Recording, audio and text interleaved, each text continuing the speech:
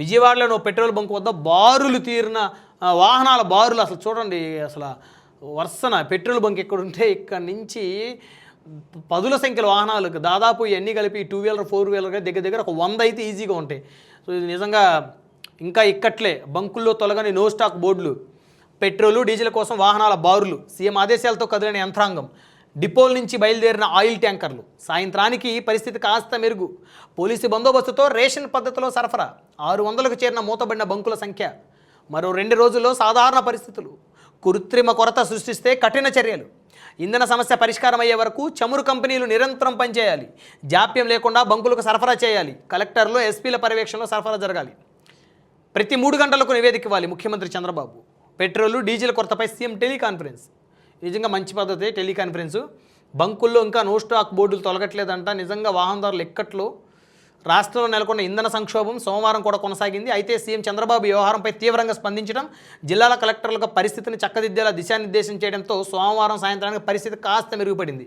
అయినప్పటికీ రాష్ట్ర వ్యాప్తంగా చాలా బంకుల్లో నో స్టాక్ బోర్డులు దర్శనమిచ్చాయి. ఇంధన సరఫరా లేక మూతబడిన పెట్రోల్ బంకుల సంఖ్య సోమవారానికి 600కి చేరిందని అధికారులు తెలిపారు. ఇక తెరిచి ఉన్న పెట్రోల్ బంకుల దగ్గర పెట్రోలు డీజిల్ కోసం వచ్చిన వాహనదారులు కిలోమీటర్ల మేర బారులు తీరారు. మండు టెండలో గంటల తరబడి నిలబడ్డారు. సమస్య పరిష్కారం అయ్యే వరకు రేషన్ పద్ధతిలో చమురు విక్రయించాలన్న సర్కారు ఆదేశాల మేరకు బంకుల్లో ద్విచక్ర వాహనాలకు పెట్రోల్ డీజిల్ వారికి అమ్మడం జరుగుతుంది.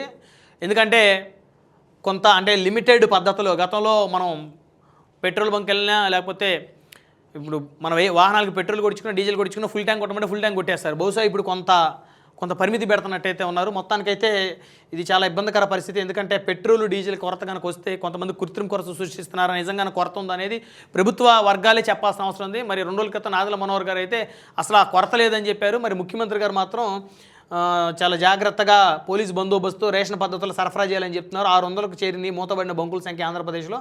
ఇది నిజంగా కాస్త బాధాకరమైనటువంటి అంశం.